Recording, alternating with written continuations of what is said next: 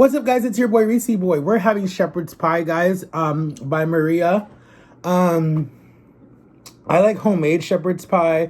I like if my mom makes it. I had this one ex-girlfriend. She made it so delicious, guys. But here it is, shepherd's pie.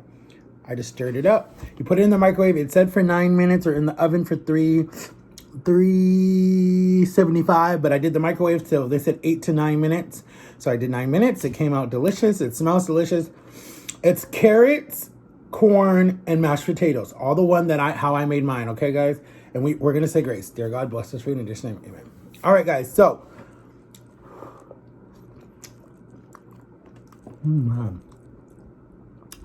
I didn't realize that I didn't tell you guys this something that I was really passionate about when I was in high school, dealing with, being special needs classes and everything. So, and I made a latte.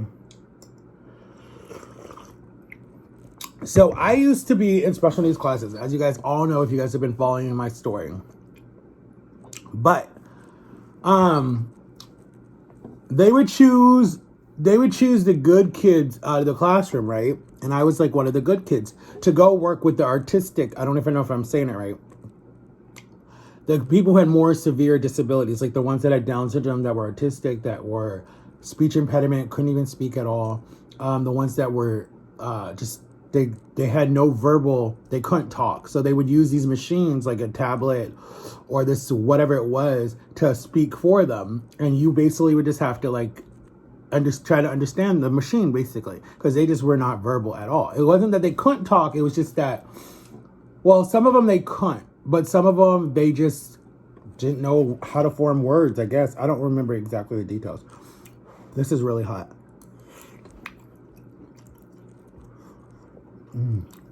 But I just remember every Thursday, and this is why I brought it up. Every Thursday,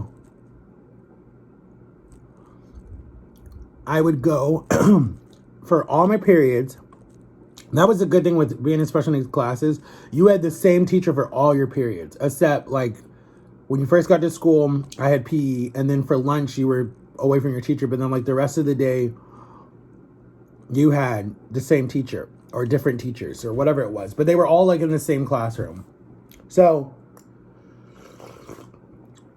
I remember my teacher would let me go for like the whole day on Thursdays, every Thursdays. And I would work with these kids that were autistic and, just were not verbal and had Down syndrome. And I had like the best time of my life because they were so fun. They were funny. They made me laugh.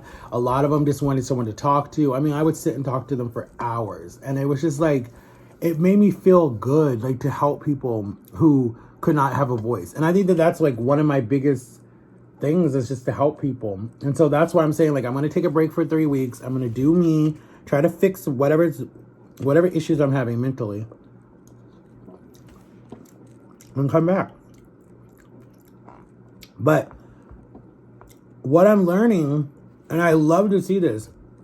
A lot of the For You pages on my TikTok are people with disabilities because they're always tagging me in videos, or they're always, someone else will watch it and send me the video because they'll be like, watch their journey, see how big they are, like different stuff like that. And I feel like we all need to stick together and we all need to help each other. And I want to be the voice for people with disabilities because I feel like there's not a lot for us out there already. I mean, I know they're trying, but I feel like they need to do a little bit more, like especially with housing, especially with like jobs, especially with like communication skills. Like people with disabilities, right? It's hard for us, but we're learning in our own way, right? So we learn how to be out in the real world away from our parents in our own way. And so I look at it like God gave us a special type of like power, like we can sense things, we are different. And I love that. But like in my situation, and I've talked about this a little bit before, there were people in my family, my immediate family, right? And some outside people who never wanted my parents to adopt that type of challenge. They never wanted my parents to take that challenge on because they thought that back then there were a lot of stories about just people with disabilities being so hard to deal with. And back then, Like if you go even way back to like the 1800s or even the 1940s, if you had any type of form of anything, any type of disorder, any type of like handicap, any type of just you want the normal child or the normal baby, they would ship you off to some boarding school where they would just be so evil to you. And don't even want to get me on that. Like I'm learning a lot. I research a lot. There was a lot of stuff happening to special needs people back in like the 1940s and in the 1800s. Like if you were, and a lot of these families that were having these kids were like the perfect rich family, were socialites, and they didn't want to have that in their to ruin their name. And it's still happening to this day. There's a lot of rich people who are shipping their kids off to boarding schools and only see them like once every 2 years. But what I have seen that I think is amazing is you see a lot of these people starting to act, be in commercials, be in music videos, do social media, come out with books, clotheslines. Like I'm so proud of people with disabilities now. Because when I was growing up, you really didn't see it anywhere. You really didn't. Like, we were so, like, secret. It just felt like we were a secret. Like, we were our own secret club. Like, I remember being in high school and being so defiant and so against telling people that I had a disability. And my reading was not that good. I was so embarrassed by it. But now that I'm, like, in my 30s, I wish that I would have owned it in high school. Because I probably would have had more friends still to this day. And I probably would have been a voice for people and not go through all the crap that I went through in my life because I'd have been so busy with making a change in the world than wasting my life. And my sisters always say, like, Matthew, you didn't waste your life. That's your past. You're growing. You're going forward. Don't go backward. So that's the truth. That is the truth. But I still feel that way. My opinion on this is mine's better. It really has no flavor at all. Like, I don't taste anything.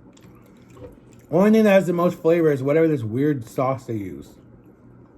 But the picture makes it seem so pretty and so good, and it really is not. It really isn't. Like, it really is not that good. My tea has more flavor than this thing does. But, and I've only made like a little dent in it. Look at that. Only a little dent. It tastes like dog food. So,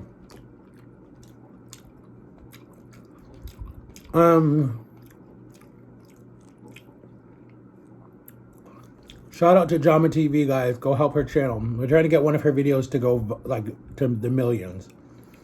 Go watch it, guys. It's really awesome. But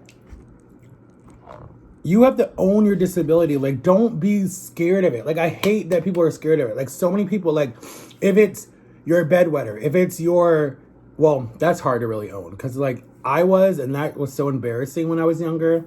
But, like, after a while, it's like, when the doctors tell you that it's not, like, your issue, it's just a medical condition, and that, like, later you'll get out of it. I grew out of it, but still, like, a lot of people don't want to own that. Like, they're so embarrassed to talk about it. But to me, it's like, whatever. It's not a big deal. Everyone was a bedwetter once in their life. Come on now. My brother was for like the longest time. It's not a big deal. But like stuff like that, like that's so mild to own. But it's like if you have a disability and that's like a part of your disability, or if like your disability is like you walk with a limp, or you have a speech impediment. Like there's a dude on TikTok. He has a speech impediment, but he's owning it and he's like viral. He's like a big TikToker. It's like TikTok is good and it's bad at the same time. Like it's opened stuff for people, but then it's like it sometimes has like damaged people's relationships and mess people up. But like I'm so proud of the people that get on there and that just own whatever their issue is, whatever their problem is. I'm like in this new mindset. It's like own whatever your issue is. Whatever you did, own it. If you did something bad, own it. It's like don't sit there and just be like, oh, woe is me, and oh my God, my life is never going to get better. That's how I was for 30-something years, and I finally owned it. Well, 29 years, because that's basically when I did my surgery. I was 29. I owned it. Or was I 30? I don't remember. You just have to own it, and you got to be like, okay, let me own this, put my boots on and go with it, like that made no sense. But... and I get my confidence from Jama. Like, Jama really made me wake up and realize that. And we're coming up on our 9-year anniversary on On October 14th, 2014 is when we started working together. So 9 years ago, I think, or almost 9 years ago. When ABD hears that, they're shocked because in this time of work that she does, a lot of times what happens is the case worker quits because the client that they have is too hard, or the client wants to fire the caseworker because, or the companion, because they just don't get along. Me and Jama got along from day one. Like, we loved each other from day one. Like, it was like, wow, a fresh air from day one. Like, we basically were like, we have each other's back from day one. Like, she worked so hard on changing me, not to bad, to good. And people still bully her about that and still attack her about that. And I don't know why. But it's like certain family members understand what she did and they're proud of her for what she did. And they feel like they owe her a lot for what she did because it had to take a total stranger to change me. And if she wasn't here, I'd have been gone already. Like, I would have just been done. Like, it would have been done. It would have been a done deal. I can't say the word, but it just would have been a done deal. Because when I tell you guys, when I was at my lowest, when you hit your lowest, that's why you do a 360 in life. Because you're like, oh my God. And that's why I think Justin Bieber's done a 360. That's why I think Demi Lovato is doing a whole series on YouTube about what happened to her and where she hit her bottom. That's why I think there's a lot of other YouTubers that I think are close, but they're not there yet because they're still so young. They're all in their 20s, okay? They're still young. And why I bring up Justin Bieber is because it took him, I think he was like 21, 22. And it hit him early because most pop stars, most celebrities, it takes them until they're almost to their 30s and some big crisis to happen that then they do a 360 like that. Okay, he's young. It hit him early, and thank God, because he keeps saying that we could have lost him if he would have kept going down the road that he was going down. So that's what I'm saying. When you look at all these idols and you idolize all these people, one, know that they're real and know that things hurt them and their feelings do get hurt. And we don't know what's happening behind the scene. Like they always say, you don't know what happens day to day in my life. You want me to be all perfect and happy, and I can't ever act out, or I can't ever be explosive, or I can't ever attack someone, when you don't know what led up to that. And so that's where I feel like I hate when people do that, because they think that people are fake. And it's like Cole Sprouse said about Riverdale. Everyone thinks that he's just this character and that's his real life, when that's just a character that he plays. In real life, he could be whatever. And he dealt with so much depression, and he talked about that and how photography opened the dreams for him. And I feel the same way because it's done that for me too. But I love you guys. Make sure to like and subscribe and go get you some pie if you want to try it. Love you guys. Peace.